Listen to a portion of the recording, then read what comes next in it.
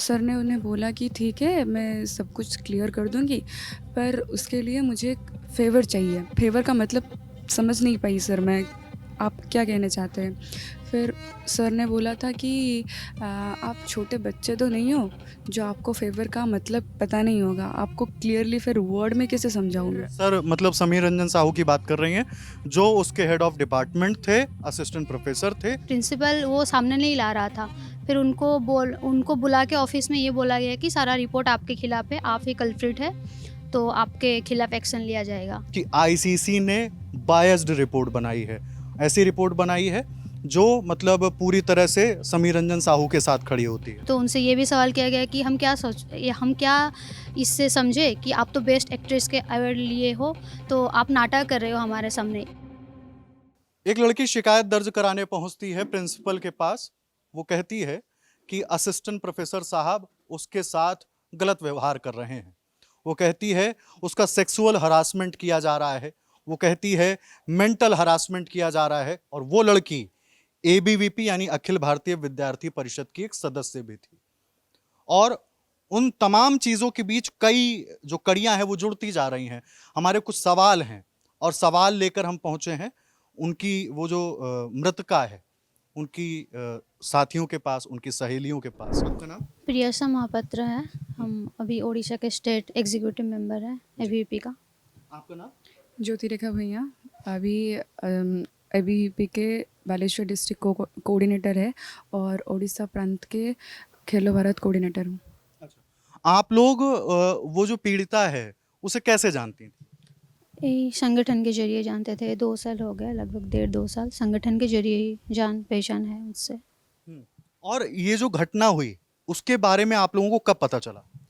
28 जून को पता चला कि ऐसा कुछ हो रहा है। पहले कैसे, मतलब किस तरह से बताया उन्होंने? कॉल करके ही सब कुछ डिस्कशन किया उन्होंने कि पहले ऐसे सर ने फील्ड में जाते वक्त सर मिले, फिर बोला कि कैसे हो, क्या हाल चाल है, पढ़ाई वगैरह हो रहा है कि नहीं।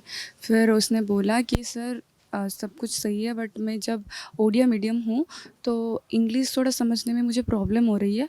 फिर सर ने उन्हें बोला कि ठीक है, मैं सब कुछ क्लियर कर दूँगी, पर उसके लिए मुझे एक फ़ेवर चाहिए। फिर मतलब बहन ने फिर सामने से क्वेश्चन किया था कि मतलब फ़ेवर मतलब कोई मतलब फ़ेवर का मतलब समझ नहीं पाई सर मैं, आप क्या कहना चाहते हैं? फिर सर ने बोला था कि आप छोटे बच्चे तो नहीं हो, जो आपको फ़ेवर का मतलब पता नहीं होगा। आपको क्लियरली फिर वर्ड में कैसे समझाऊँ मैं? ऐसे भी बोला था उन्होंने। फिर वहाँ से वो आ गई थी, सैड होके थोड़ा आ गई थी।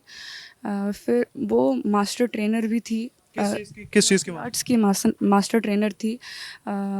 तो उसके लिए उसे हायर किया गया था, वो ट्रेनिंग भी देती थी, इसके लिए वो क्लास कंटिन्यू नहीं कर पा रही थी। और उसके साथ उसके बाद उसके मम्मी का एक ऑपरेशन भी हुआ था। उसके लिए भी वो एचओडी से बोल के कि सर मम्मी का ऑपरेशन हो रहा है तो उसके लिए मुझे छुट्टी चाहिए, ऐसे बोल के वो गई थी। और सर ने उससे मतलब परमिशन भी दिया था कि ठीक है, तो आने के बाद हम बात करेंगे। तो वो गई थी, वो जो छुट्टी में गई थी उसी टाइम उसके ग्रैंडफ़ादर का, मतलब मम्मी के पापा का और खुद के पिताजी के पापा का, दोनों का देहांत हो गया था। तो उसके दौरान उसे थोड़ा ज़्यादा लंबा टाइम छुट्टी लेना पड़ा था। जब वो उसके बाद आई, एक दिन क्लास में गई तो 4 मिनट लेट हो गई थी वो। 4 मिनट लेट होने की वजह से सर ने उसे मतलब सबके सामने पूरा 40 मिनट खड़ा कर दिया उसे, क्लास में एंट्री भी नहीं दिया था। फिर सर मतलब समीर रंजन साहू की बात कर रही हैं, जो उसके हेड ऑफ डिपार्टमेंट थे, असिस्टेंट प्रोफेसर थे, बीएड के जो बीएड विभाग है उसके हेड ऑफ डिपार्टमेंट। जी, वही। उन्होंने क्लास में एंट्री नहीं दिया था और बाहर खड़ा कर दिया उन्होंने। फिर और एक दिन गई थी, वो डाउट क्लियर क्लास था। फिर सर ने बोला कि आज डाउट क्लियर क्लास करेंगे। इसने सामने से डाउट जो था उसने पूछने की कोशिश की, डाउट नहीं क्लियर किया उन्होंने, मुँह पे सीधा मना कर दिया कि मैं तुम्हारी डाउट क्लियर नहीं करना चाहती। फिर मना कर दिया उन्होंने। उसके बाद उसे सबके सामने, जो भी उसके क्लासमेट्स है, सबके सामने उसे ऐसे भी धमकाया गया है, मतलब कि तू हमेशा छुट्टी पे रहती है, क्लास नहीं करती।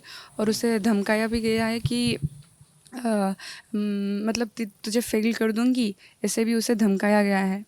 फिर उसके बाद जब भी वो कैंप वो जाके फिर मतलब ठीक ठाक था। उसके बाद वो हमें बोली, फिर उसके बाद हम गए प्रिंसिपल के पास कंप्लेन देने। तारीख को गई हैं? वो 30 जून को हम जाके कंप्लेन दिए थे सब। शाम 6 बजे तक वहाँ पे बैठे भी थे, कंप्लेन दे के आए थे। फिर उसके बाद 1 तारीख को वहाँ पर उस कमरे में मेरा सवाल आपसे ये है कि जब आप 30 तारीख को यानी 30 जून की बात कर रही हैं आप, तो 30 जून को जब आप दोनों वहाँ पर, आपके साथ कौन कौन मौजूद था? और जब आप लोग वहाँ गए प्रिंसिपल के दफ्तर, यानी दिलीप घोष की बात कर रही हैं आप, फकीर मोहन कॉलेज के जो प्रिंसिपल हैं दिलीप घोष, जिन्हें फिलहाल इस मामले में आरोपी बनाया गया है और शायद उनकी गिरफ्तारी भी हुई है। तो जब आप लोग वहाँ पर गए 30 तारीख को, तो उस कमरे में कौन कौन था, क्या बातचीत हुई? कमरे में हम बच्चे थे, मतलब एवीपी के कुछ बच्चे थे और उनके कुछ फ्रेंड्स भी थे। 10-12 बच्चे थे, 15 तक। प्रिंसिपल थे, वो खुद जो समीर सर है वो भी थे, और अलग कुछ डिपार्टमेंट के एचओडी और कुछ स्टाफ भी थे उस रूम पे। और ये का एडिशनल एसपी एंड आईआईसी भी आए थे उसी दिन, 30 तारीख को, जब हम बात करने गए थे प्रिंसिपल से उसी दिन। तो उस दिन हम पहले गए, सारा चीज़ प्रिंसिपल को बताया। प्रिंसिपल पर्सनली भी उससे पूछे कि वो जो फेवर वाला बात क्या है क्या नहीं है, वो लड़की सब कुछ बताई। फिर उसके बाद कुछ बातचीत चला, जब पूछा गया समीर सर से कि आप कुछ बोले या नहीं, जो भी उनके अगेंस्ट बात थी कि आप ये बोले, वो सारा कुछ मना किए कि हम कुछ नहीं बोले। बस एक बात बोले थे कि हाँ, हम उसको खड़े किए थे बाहर, और बाकी जो भी उनके ऊपर कंप्लेन था लड़की का, वो सारा कुछ मना किए कि नहीं, ये सब कुछ नहीं किए। फिर उसके बाद हम बोले ठीक है, हमको कुछ परमानेंट सोल्यूशन चाहिए। उस दिन कुछ बातचीत होने के बाद वो लड़की के भैया भी आए थे, जो खुद का भैया है वो भी आए थे। फिर बातचीत चलने के बाद वो प्रिंसिपल बोला कि हम माफ़ी मांग लेंगे बच्ची से, लेकिन हम लोग ये बोले कि नहीं, हमको कुछ रिटर्न में चाहिए कि बाद में ये इस लड़की के ऊपर फिर से हुआ या कुछ दूसरी लड़की के ऊपर हुआ तो हम रिस्क नहीं लेंगे। फिर उसके बाद हम एप्लीकेशन दिए थे, एवीपी के पेड में लिख के एप्लीकेशन दिए थे। फिर प्रिंसिपल ने बोले थे कि इंटरडिसिप्लिनरी कमेटी क्रिएट करके 5-7 दिन के अंदर ये सारा बात को ठीक करेंगे। तो ये हिसाब से हम एप्लीकेशन दिए, और प्रिंसिपल ने हमको ये एश्योर किए कि 5 दिन के अंदर सारा बात का जो हुआ इन्वेस्टिगेशन होगा, फिर पता चलेगा कि कौन है। कमेटी में कुछ स्टूडेंट और क्या टीचर को इन्वॉल्व करके इंटरडिसिप्लिनरी कमेटी बिठा के सारा चीज़ों को वो ध्यान देगा। जी। अच्छा, अगला मेरा सवाल ये है कि 30 तारीख को जब मीटिंग होती है, तो क्या पीड़िता की ओर से उनके परिवार वालों में से भी कोई वहाँ पहुँचता है? नहीं, उस दिन नहीं थे कोई, सिर्फ स्टूडेंट्स थे और हमारे एबीपी के कार्यकर्ता ही थे उस दिन सिर्फ। और जो साइकोलॉजी के डिपार्टमेंट की उनकी एचओडी है वो भी थी। और जो अ, समीर साहू है वो भी थे वहाँ पे, और प्रिंसिपल थे, बस। अच्छा, ये तमाम चीज़ें जब मैं देख रहा हूँ इस केस को, तो इसमें एक इंटरनल कंप्लेंट कमेटी बनाई जाती है, जिसमें कुछ 3 सदस्य कॉलेज के अंदर के होते हैं, 3 बाहरी लोग होते हैं और 3 छात्र लोग होते हैं वहाँ पर। तो मतलब कुल ये जो सदस्य हैं, उनसे भी उनके पिता, वो जो मृतक लड़की है, उनके पिता की नाराज़गी है।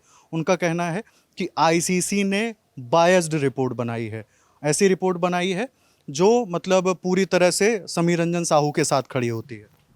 जी हाँ, जब मतलब प्रिंसिपल को कंप्लेन करने के बाद कुछ चीज़ें सामने आई कि कुछ बच्चे एचओडी के सपोर्ट में जाके एप्लीकेशन दिए प्रिंसिपल को, उसको मेंटली हैरेस किए सोशल मीडिया में, कुछ स्टूडेंट्स भी गलत कमेंट किए सोशल मीडिया में। तो ये सब को देख के हम 1 तारीख को इंटरनल कंप्लेन कमेटी को कंप्लेन दर्ज किए। उसके बाद क्या हुआ ना, जो बच्चे थे, 3 बच्चे थे, पूरा इन्वेस्टिगेशन जब तक चल रहा था उसमें 3 बच्चों को नहीं बुलाया गया। 3 बच्चों में एक तीसरा बच्चा था जो हमारे एवीपी का कार्यकर्ता है। मतलब कुछ दिन के बाद उससे कमेटी से निकाल दिया गया, और एक बच्चे को ऐड किया गया जो कि रिपोर्ट में भी नहीं है। फिर वो पूरा जब इन्वेस्टिगेशन चल रहा था उसके बीच में उनके पापा भी आए थे। उनके पापा की जो भी बोलना है कि उनके साथ अच्छा व्यवहार नहीं किया गया, और वो लड़की को बुला के ही सारा चीज़ मतलब पूछताछ हो रहा था, लेकिन कोई स्टूडेंट्स नहीं थे। तो और भी जो था, एक सोशल वर्कर जो था महिला मंच का प्रेसिडेंट शायद वालेश्वर का, तो वो भी उनसे ये पूछे कि वो उनको बेस्ट एक्ट्रेस का अवार्ड मिला था, वो जो लड़की है हमारी बहन, तो उनसे ये भी सवाल किया गया कि सारा चीज़ उनसे पूछा गया। उसके बाद जब वो बताई तो उनसे ये भी सवाल किया गया कि हम क्या इससे समझे कि आप तो बेस्ट एक्ट्रेस के अवार्ड लिए हो, तो आप नाटक कर रहे हो हमारे सामने। ये भी सब हुआ उनके साथ। फिर रिपोर्ट जब आया प्रिंसिपल, अभी उस टाइम पे पता नहीं था, अभी ये सामने आ रहा है कि रिपोर्ट आ गया था, लेकिन 12 तारीख तक प्रिंसिपल वो सामने नहीं ला रहा था। फिर उनको बुला के ऑफिस में ये बोला गया कि सारा रिपोर्ट आपके खिलाफ है, आप ही कल्प्रिट है, तो आपके खिलाफ एक्शन लिया जाएगा। अच्छा, ये बात लड़की से कही है? हाँ, ये बात जो प्रिंसिपल ऑफिस पे गई थी लड़की, ये बात बोला गया उससे। ये बातें आप लोगों को कहाँ से पता चल रही हैं? उनके पेरेंट्स का भी कहना यही है।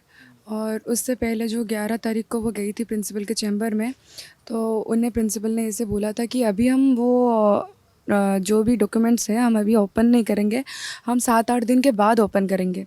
21-22 तक हम ओपन करेंगे, अभी ओपन नहीं करेंगे। और जो भी केस हुआ था, हम जब 30 को कंप्लेन दिए थे, उसके बाद HOD के सपोर्ट में छात्र कांग्रेस के बच्चों ने एक साइनिंग मतलब सिग्नेचर कैंपेन भी किया था। उसमें HOD के सपोर्ट में उन्होंने सबका सिग्नेचर लिया था कि HOD बहुत अच्छे हैं, हमेशा अच्छे काम करते हैं, हमें सपोर्ट करते हैं। और बट मतलब हमारे जो बहन है उन्हें बोला गया कि वो कैरेक्टरलेस है और वो मार्क और जब एब्सेंट है, इसीलिए वो उनका फ़ायदा उठाना चाहती है और इसके वजह से उन्होंने ऐसे कंप्लेन किया है, मतलब HOD के अगेंस्ट ऐसे भी बोला गया है। और उसके बाद मतलब चरित्र संहार किया गया है उनका। हमेशा कैंपस में जाती है तो उन्हें ऐसे भी बोला गया है कि वो कैरेक्टरलेस है। बच्चों के माध्यम से ऐसे बोला गया है कि तू कैरेक्टरलेस है और ऐसे कॉलेज में आती है, टाइम पास करने के लिए जाती है और क्लास तो करने वाले नहीं है, बस पॉलिटिक्स करने यहाँ आती है, ऐसे भी बोला गया है। अच्छा ज्योति और प्रियशा, मैं आपसे ये जानना चाहता हूँ कि ये घटनाक्रम तकरीबन कितने महीनों से चल रहा था? वो जो हमको बताई थी 28 जून को, उसके बोलने के हिसाब से 7-8 महीना हो गया था। जब फर्स्ट सेमेस्टर ख़त्म हुआ तब तक सब सही था। सेकंड सेमेस्टर से ही ये सब चल रहा है कि उनको अच्छे से उनके साथ व्यवहार नहीं हो रहा था, क्लास में डाउट क्लियर नहीं करना या फिर सारा बच्चों से अलग व्यवहार किया जा रहा था। उससे 7-8 महीना हो गया था। जब से वो फेवर मांगे थे उसके बाद वो मना की थी। उसके बाद से ही किसी भी एग्ज़ाम में बीच में हमारा 24 जनवरी को हो रहा था मिशन साहसी करके 700 स्टूडेंट को, गर्ल्स स्टूडेंट को लेके एक हो रहा था सेल्फ डिफेंस ट्रेनिंग प्रोग्राम। उसी दिन ही उसका रिजल्ट आया और बैक लगा गया था। टीचर कुछ बोल रहा था उसे और वो आके रो रही थी उसी टाइम पे। तब से वो बस ये बोल रही थी कि बैक लग गया। ये सब बातें हमको वो नहीं बोली थी तब। बस जब 28 जून को वो बोली कि हमें एग्ज़ाम देने के लिए नहीं दे रहे, अटेंडेंस शॉर्टेज है, लेकिन उनका ये बोलना था कि हम पिछले 2 सेमेस्टर में अटेंडेंस शॉर्टेज था। जो अभी बहन बोली कि जो नाना जी का दादाजी का डेथ हुआ या मम्मी का ऑपरेशन, लेकिन इस वाले सेमेस्टर में हम क्लास किए सारा कुछ, फिर भी हमको एग्ज़ाम देने नहीं दे रहे। 7-8 महीने से चल रहा है, जो 28 जून को हमको पता चला। ये जो तमाम पहलू हैं द ललन टॉप ने आपके बीच रखने की कोशिश की कि जो एक लड़की, जो मैंने शुरुआत में भी ये बात कही कि जो शिकायत करती है, बताती है कि उसके साथ सेक्सुअल हरासमेंट हो रहा है, उसे मानसिक रूप से प्रताड़ित किया जा रहा है, और उसके साथ उस कॉलेज के प्रिंसिपल उसकी बात कितना सुनते हैं, और उसके बाद जो ICC कमेटी बनती है, इंटरनल कंप्लेंट कमेटी बनती है, उस पर वो क्या कुछ करती है, और ABVP की उसकी छात्र साथियों के आरोप क्या हैं, और 30 जून को क्या कुछ हुआ था कमरे के अंदर, वो भी हमने आपके बीच रखा। द ललन टॉप इस पूरे मामले के सभी अपडेट्स आप तक पहुंचाता रहेगा। शुक्रिया।